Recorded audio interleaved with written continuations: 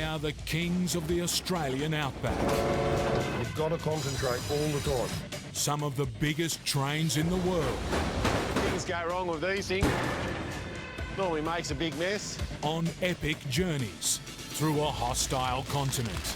I don't know what we're going to do. Just slow down and blow the horn. A nation depends on them. Oh, go boys, get into it. And the teams that keep these metal monsters on the tracks. Hauling huge loads of food, freight and mineral riches across incredible distances. We are out in the middle of nowhere, that's for sure. Big trains, big country.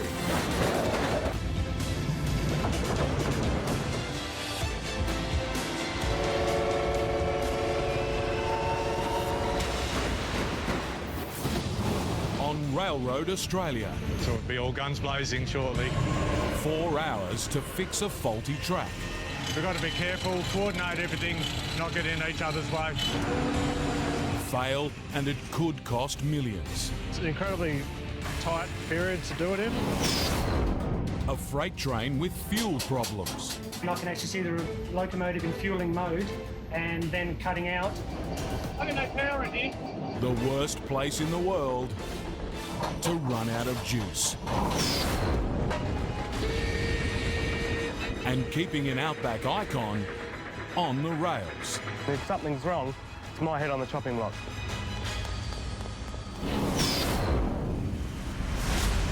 Introducing the undisputed heavyweight champions of the train world. Australia's giant iron ore carriers. 2.8 kilometres long, 38,000 tonnes worth of iron ore. They thunder through the iron-rich outback of northwestern Australia, hauling mountains of ore. From the mines of the Pilbara region, 300 kilometres to ships waiting at Port Hedland, bound for China.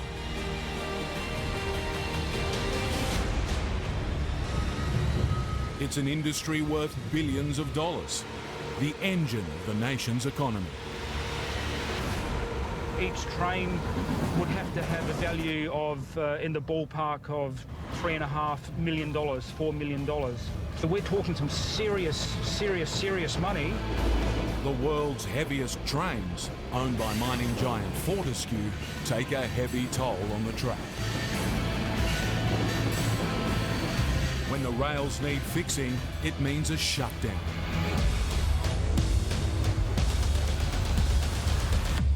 A maintenance shut, we're talking tens of thousands of dollars a minute.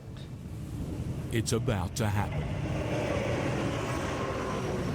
After this last train goes through, a 60-strong team will swing into action.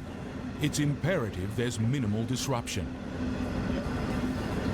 Taking advantage of a scheduled maintenance shutdown, they have just 4 hours to replace a 73-metre section of track, known as a turnout. It's where trains pass each other. Machines that can slice through the heavy steel rail will be needed, as well as heavy-duty cranes to lift the new section into place. We'll immediately start cutting the track, and then the diggers on that side will start pulling the turnout down. When they get the go-ahead, it all has to run like clockwork. The diggers will then climb up and they'll start levelling. If it doesn't, the consequences are huge. The numbers staggering. It takes 6 of these trains to fill a ship, with ore that's worth more than $10 million. 3 of these ships sail every 24 hours. Yeah, Jim, we're ready to take track access authority. A call goes through to train control. And he's just waiting for the track access authority to generate on the computer. The team has to get official possession of the track before they can get to work. Once we've got all the track down, we've got the ballast level, then the crane lift will happen. Authorised to stop track between the 156. Roger, control, that's track access authority number 0102. This is it. Now, we've got the possession now, so we start our time now, and we're going to aim for 4 hours.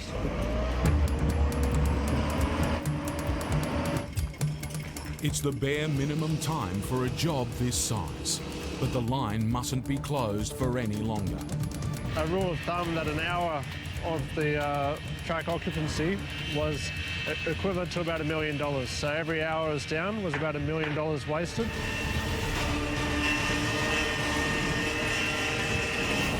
From northwestern Australia, 1,600 kilometres south to Perth.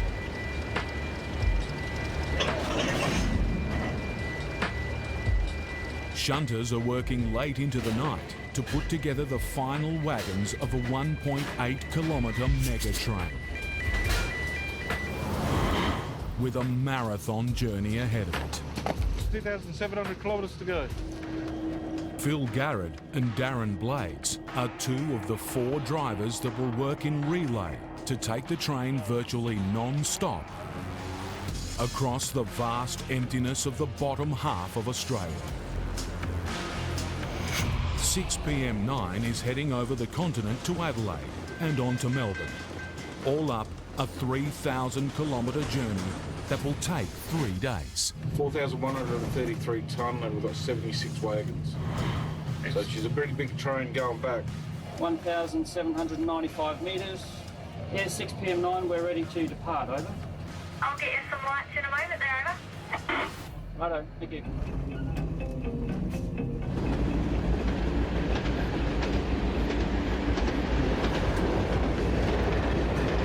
To eliminate fuel stops on the trip, the train tows 2 tanker loads of diesel, more than 50,000 litres, fed automatically to the engines. SCT-12 receiving. But the grind of one of the world's toughest rail journeys puts big pressure on the inline system. Yeah, just want to know how your fuel levels are going on your loco up there, mate. Drivers have reported problems with it. System technician Gary Aitken is riding to Adelaide to see what's going wrong. I've got a remote set up on the actual locomotive control box, and that's sending a signal to my laptop just telling me exactly what that locomotive is doing.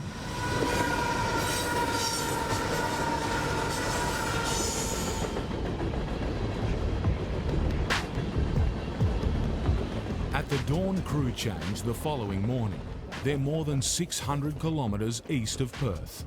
Good progress, but the rest of the trip is not looking so easy. So the machine doesn't work? Yeah, that one. Yeah, okay. The automatic fuelling system has continued to malfunction throughout the night. Gary Aitken still can't solve the problem. Just when it's finished, and when you're over like a bump or a... Right. Yeah. At the start of the next shift, it's a problem new drivers Cookie and Ryan will have to grapple with. And it's not one you want heading into this part of the world.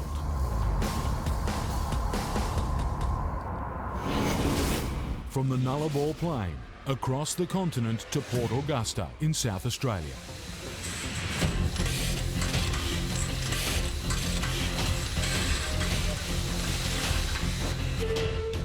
It's the famous Outback train that refuses to die.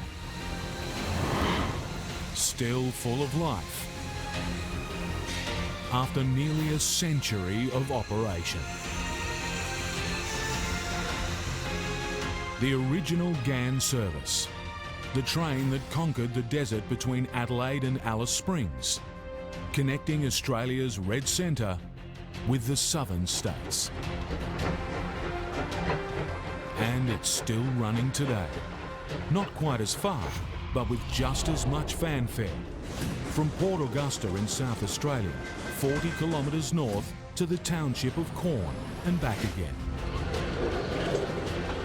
Pioneers started this line. Volunteers keep it going. I'm a Thomas the Tank Engine fan gone wrong, so my train sets just got bigger as I got older, you know. The train guard is 21-year-old Ben Grafey. The safety and the efficient running of the train, the running on time, all that kind of stuff is all on me. Engine number NM25. If anything goes wrong, the rail regulator comes to what I've done first, has a look at all of my paperwork and all that kind of stuff, and if something's wrong, it's my head on the chopping block. A full train is due out tomorrow. The rush is on to get everything prepared on time. Doing a visual inspection of the firebox to make sure there's no leaks or weeps. It's a 150-year-old line and an 85-year-old train. Nothing can be left to chance. But there's one thing they can't control: the weather. And the forecast for tomorrow is for freakish conditions.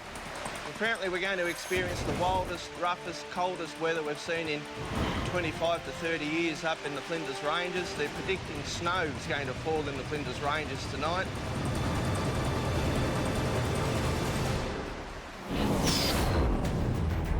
Transcontinental freight train 6 PM9 is out on the Nullarbor Plain, far from civilization.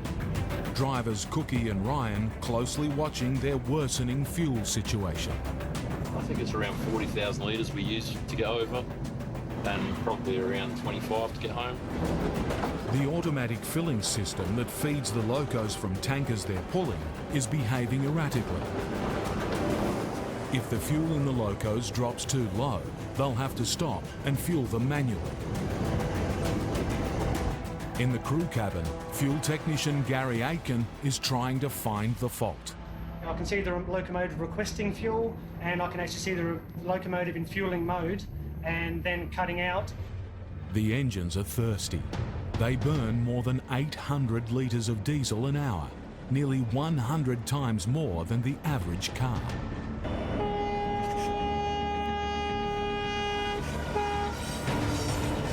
At a short stop to let another train pass, Gary does some quick tests on the electrics. Raising the lost power to the control box for the inline fueling. The train's on a strict schedule. He can't hold it up for too long. The other one's working at the moment. I've got no power in here. Oil has got into both these plugs. Means that the drivers might have to manually override the system. Manually pumping the fuel will mean extra stops and lost time, and plenty of it. But the alternative is much worse: running too low. You don't like letting it run too low because it starts picking up the rubbish on the bottom of the tank, and then that can start blocking filters and it can give you different problems later on. So we try and keep as much in as we can. Cookie's taking advantage of the stop to pump in as much diesel as he can manually. He doesn't have long. There's another massive freight train heading his way. He'll need to make sure he's clear by the time it comes through. Cookie!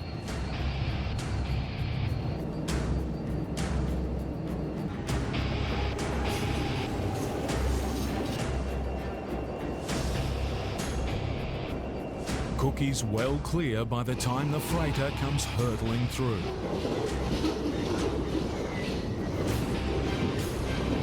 Gary still can't fix the problem. There's no more time. It's going to make it a bit awkward for the rest of the way home. Or we're just going to have to stop. We're going to have to manually pump fuel in, and that knocks time out of us. Cookie gets 6 PM9 going again, while Ryan records their fuel consumption. Another 2 hours and we're seriously going to have to get some fuel into it.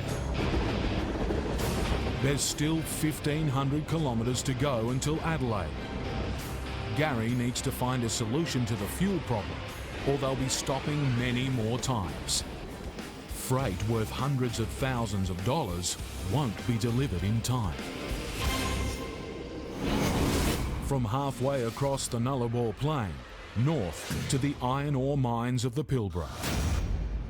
The trains have stopped, and the track maintenance workers are flat out. They have less than 4 hours to replace a 73-metre section of track. It's an incredibly tight period to do it in. I couldn't really sleep last night.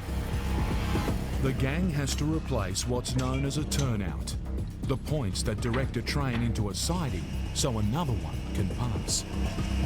Cutting that out at the moment, and just about to have setting up the cranes.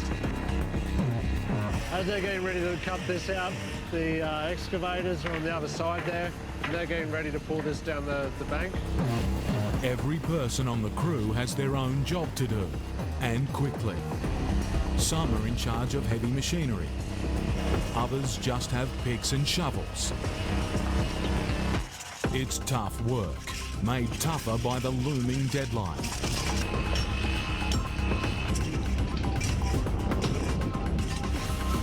After less than an hour of cutting, digging, scraping, it's time for the big boys to move in. The mission is to get the old line out of the way as fast as possible.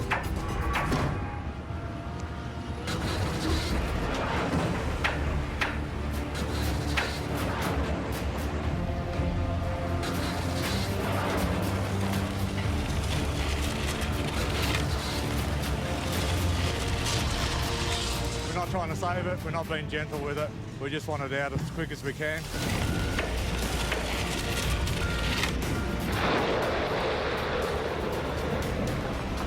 It's a lightning-fast demolition job. 100 tonnes, 73 metres of steel rail and concrete sleepers scraped off the rocky ballast.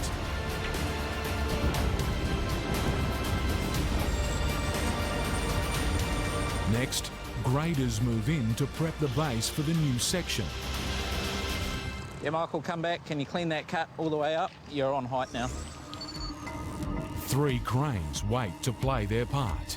They are pretty heavy-duty cranes. We've had to do a fair bit of earthworks for the cranes here.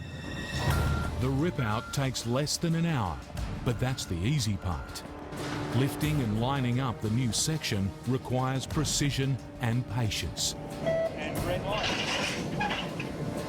The drivers of these huge ore trains trust their lives to these workers. They have to get this repair exactly right. Track maintenance is so important. Essentially, my life is in their hands. If I go across a broken rail joint or something like that, potentially you could have a derailment, and potentially that could be, a catastrophic incident. Meanwhile, the trains are stopped and the meter is ticking over at $1 million an hour.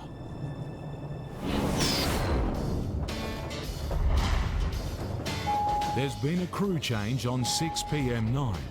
Darren and Phil are back up front. Take main line, cross 4 PM 4.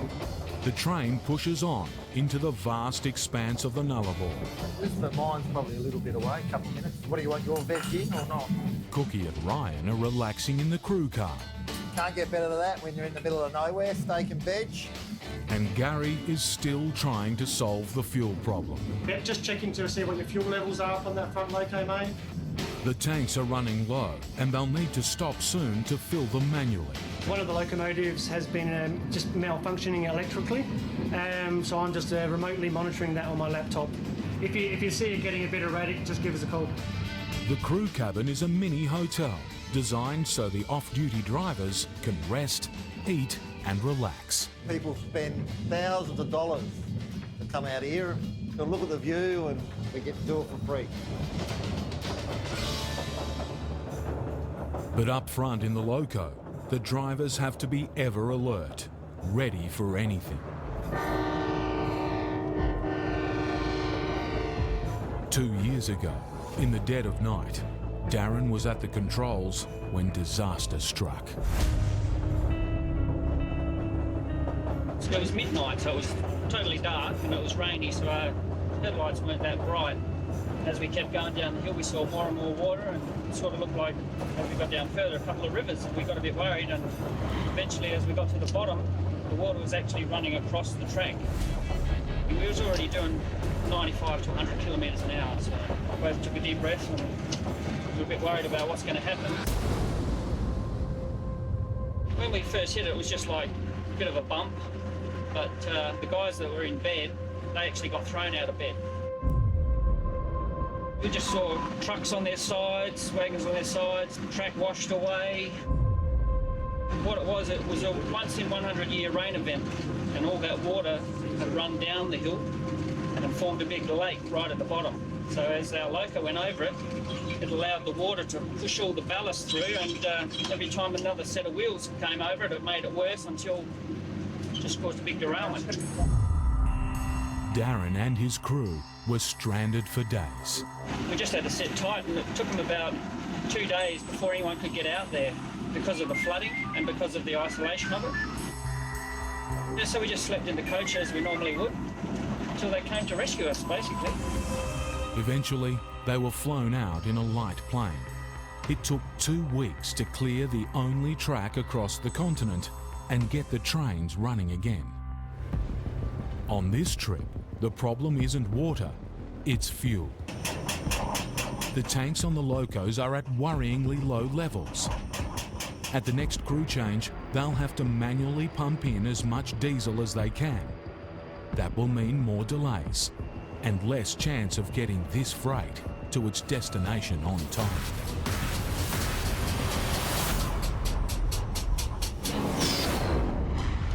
In South Australia, torrential rain is the last thing that volunteers from the Pitchy Ritchie Rail Group want. From lighting the match to in steam is around about 4 hours. They're getting their vintage steam train fired up for a run into the outback with a full load of passengers. The wet will make the already difficult conditions more challenging. I've got to watch out for wheel slip. If I get excessive wheel slip, I can destroy the motion on the locomotive. Today, the welfare of the train and its passengers will be in the hands of the guard, Ben Grafey. It does feel a little bit unnerving because, you know, you've got the same responsibilities as someone that's actually getting the big bucks to do this. You know, we're all volunteers. The train's ready to go. Flags in order. Always have a red flag in case something goes wrong. Ben's determined that it leaves exactly on time. We're only a tourist railway, but we say we're going to depart at 10:30, so we've got to depart at 10:30, and that's just how it is.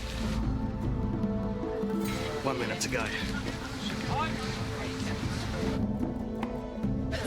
just get checked with the conductor. Everyone on board, Mr. Conductor? Ready for departure, all aboard! It's all aboard, except for the guard. Crossing's activated, good. Now we've got to get going.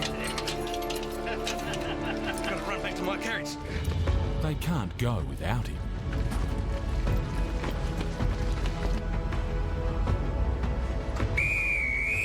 The Pitchy Ritchie steam train is off on a ride into the past. Along a century-old route, the start of the original journey connecting Australia's south to its remote north.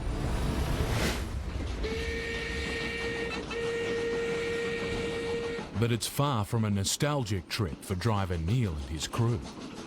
We're looking for any moisture, any build-up of water along the track, anywhere from overnight rain, which will cause it to slip. The line they're travelling on is old and cuts through some of the toughest country around, made more hazardous from the overnight rains. We'll take it a little bit more cautiously through the cuttings because there may have been some rock slips. It's an area where it's formed of large rocks and fine silt, so when it rains, it washes away the silt, exposes the rocks, and they tend to then slide down under their own self-weight after a while, so we'll keep an eye out.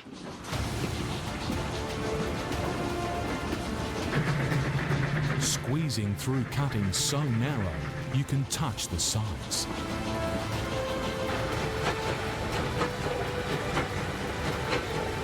At the back, Ben keeps a constant eye out for trouble. And I can observe the train quite effectively, keep an eye on things and make sure that nothing goes wrong. Trees on the line, kangaroos, sheep, all that kind of fun stuff. So if I'm watching what's going on, I can at least be a little bit prepared when something does go pear-shaped. It's an experience from another era, from the glory days of steam, when the railroad was sometimes the only road. But there's no time for daydreaming for Neil. He's still battling up a steep incline, and making matters worse, the forecast rain has arrived. The driver has to be a little bit more sensitive with the controls in case the loco goes into a wheel slip. If the wheels slip, the train could lose momentum and stall. It's not far from the top of the rise. Suddenly, The spot of a tree down in front of us. one of the busiest mining railways in the country is closed. Trains pulling millions of dollars worth of iron ore are at a standstill. The line has been shut down, so a section can be replaced. On the track, there's a frenzy of activity. The guys are just doing their grading of the ballast at the moment. Turnout will go on top of that.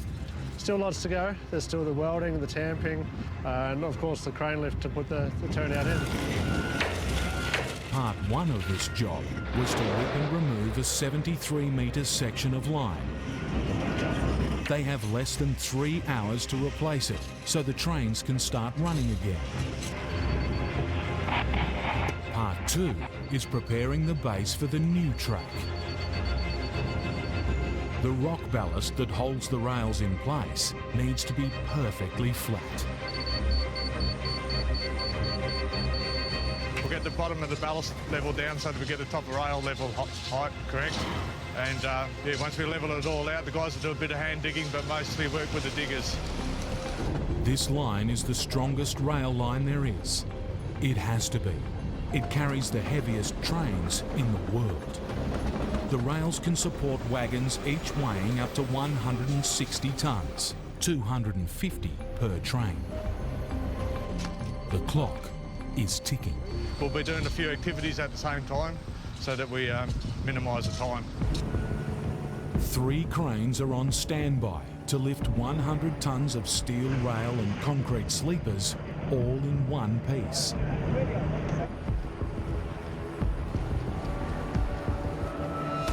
Swinging a piece of track this size, this weight, exactly into position, takes a lot of skill and a lot of lifting power. What it can't take is a lot of time. We'll be all guns blazing shortly. The guys will be keen. No one's sitting down, everyone's ready to go. If they get it wrong, they'll have to raise it and set it again. 2 hours left, and the hardest part still to come. Back at the mine, million-dollar ore trains are standing idle. That costs money. Cookie and Ryan are back on the night shift on the SCT train. Their automatic fueling system is still not working properly. The loco's tanks are running very low. We're going to have to stop somewhere to put some fuel in. Cookie doesn't have to wait long. There's another train oncoming, and controllers have pulled them into a siding to let it pass. They have just a few minutes to manually pump fuel. But Ryan has discovered the situation's worse than they thought.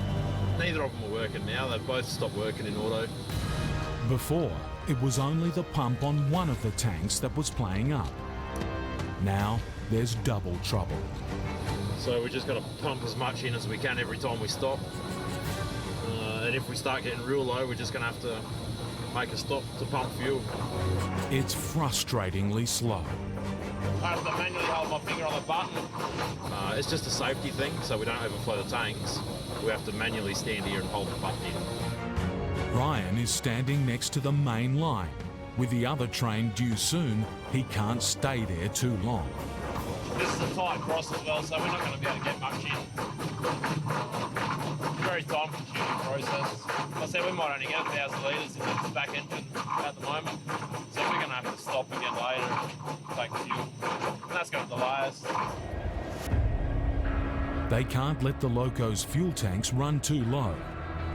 If the engine starts sucking up dirty diesel, they could fail.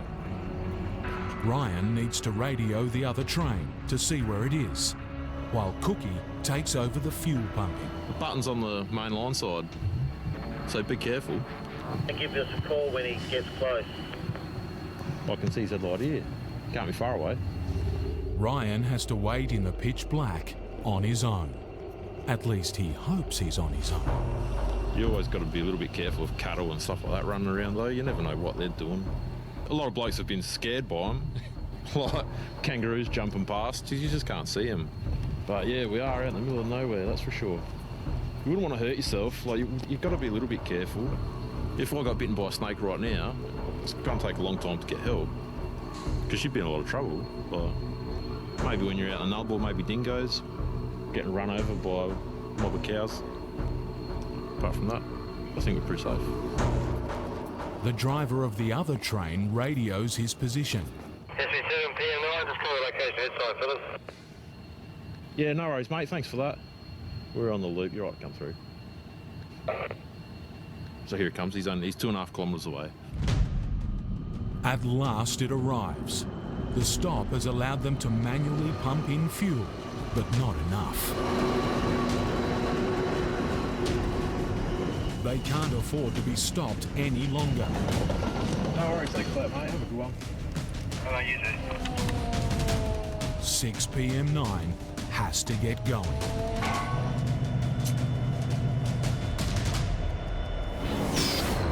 It's crunch time for the Fortescue track maintenance team, fixing the rail line in northwestern Australia. They're racing the clock to replace a 73-metre section of track. We're just steady, putting the lift in. Crucial part. This is the trickiest part of the mission. Oh yeah, we just put it on those pads, mate. 3 towering cranes coordinating to lower 100 tonnes of track and sleepers into exactly the right position. What's the measurement supposed to be from there to there, though? They're down to 2 hours left. So it does have to come this way.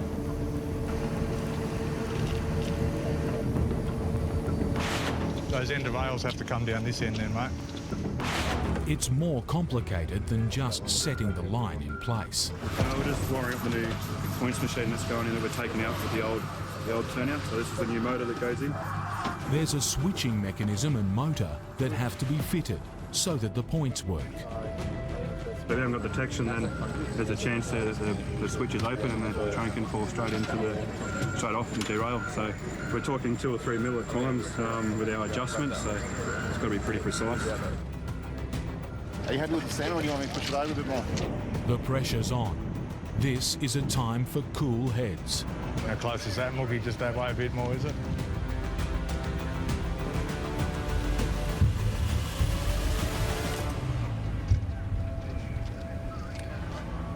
Yeah, yep, let's throw the rails in, guys. We just want to check for square as well. Oh, looks pretty good. Centre looks good. Yep, go. It sits perfectly in place. There was a big lift, so yeah, about 100 tonne. We just had up in the air then. But the main thing was, this bit just underneath me here is square, so that's the most critical part of this, having to point the switch square, and we got it. So huge relief. You got to bang on the money. Yeah, we're happy. Now they need to make sure it stays there.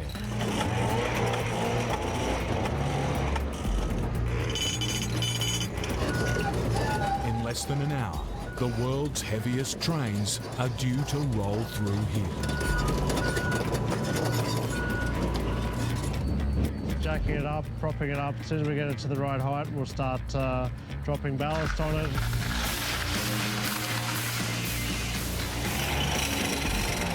The hand tamping now, so it lifts the track. It also does alignment, so it will also align the track. And it's also getting consolidation of the ballast underneath the bearers so that it will hold the weight of the train.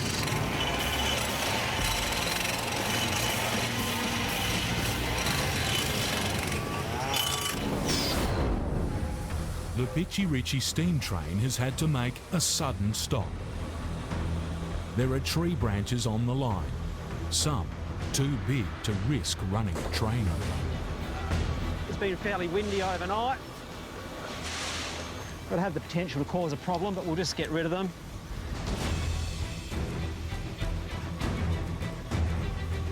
Okay. The train's ready to go again, but they're on a hill. Right at the top of the hill. The fire needs more coal. The engine needs as much power as they can muster. We're always on the lookout for something that's not normal. Something like that. It was only relatively small, but it could have been quite big and it could have got nasty for us. So we keep an eye on things, keep it all safe.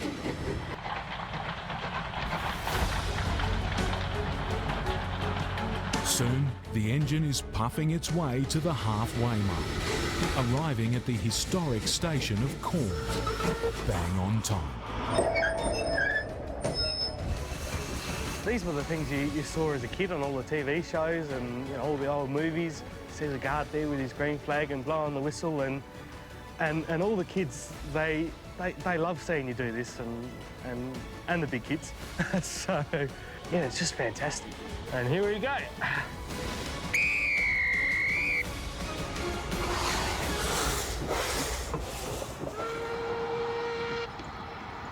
A steam train out here may be a novelty, but for Ben, it's also a big responsibility. He needs to stay alert for any possible emergency.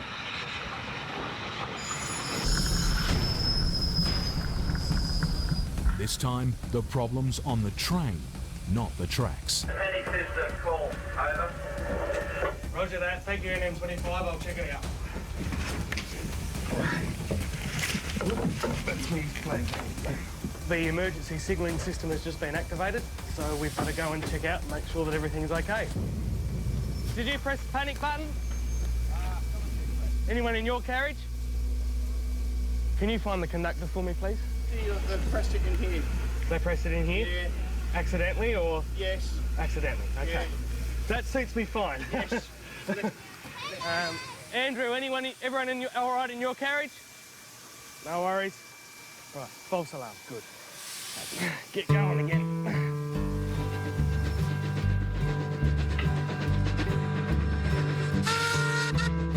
The train is soon steaming back to home base at Port Augusta.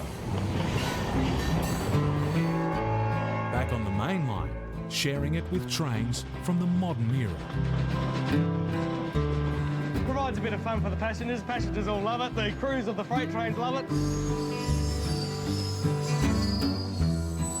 Shows us how far we've come as a country in our railways. I just can't believe how eventful this trip's been today.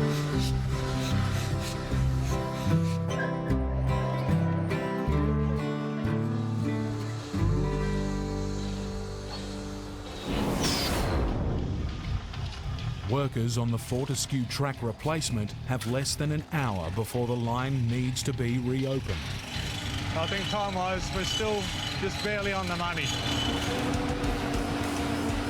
The new track has to be welded to the old section, and the rough joins ground back so they're perfectly smooth, all under the pressure of the clock. Half an hour to go in the window.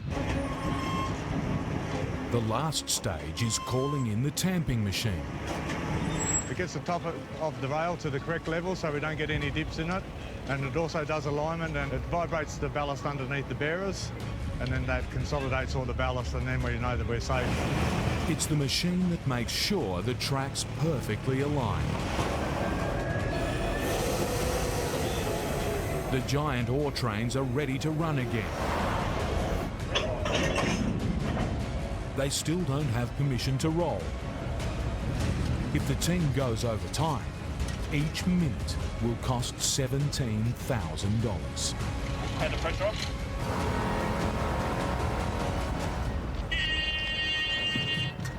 They've done it, with just minutes to spare. A triumph, but the only way to test if they've succeeded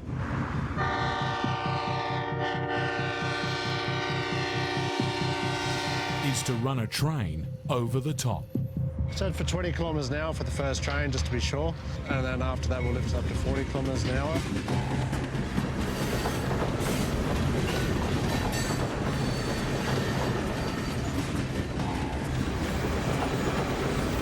Hundreds of wagons. The ultimate test.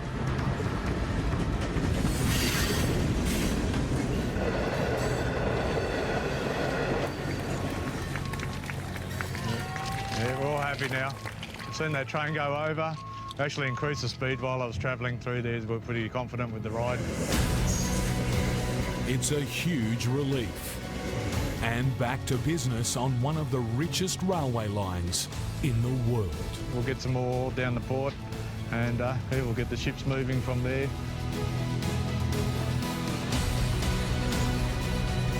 Everybody worked well, got everything up and running. Great day, and we're knocking off on time.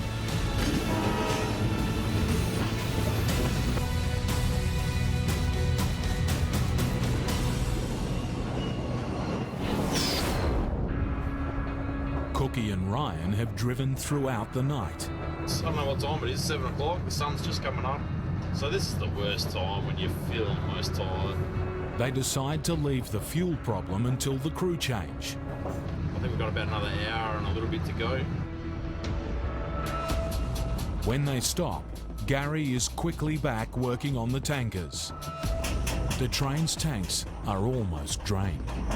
Well, we just got down to 2,500 litres, and you don't really want to get down below 1,500 litres because then you start having pickup problems. If you get some dirty fuel in there, you'll stuff your injectors up. There's a train due to pass them in a few minutes. They're already more than an hour behind schedule, and this fuel stop is critical. We're going to manually fuel and hopefully get about 5,000 or 6,000 litres in, which will be enough to get us back to Adelaide.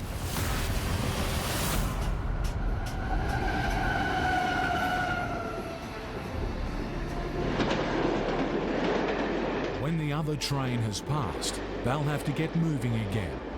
And Gary should find out whether he's fixed the problem. Phil and Darren are back in the cabin, closely monitoring the fuel situation that's dogged them for the whole trip. It's been a long 5 days, pretty exhausted. But up ahead, Hope there's a pot of gold at the end of that road.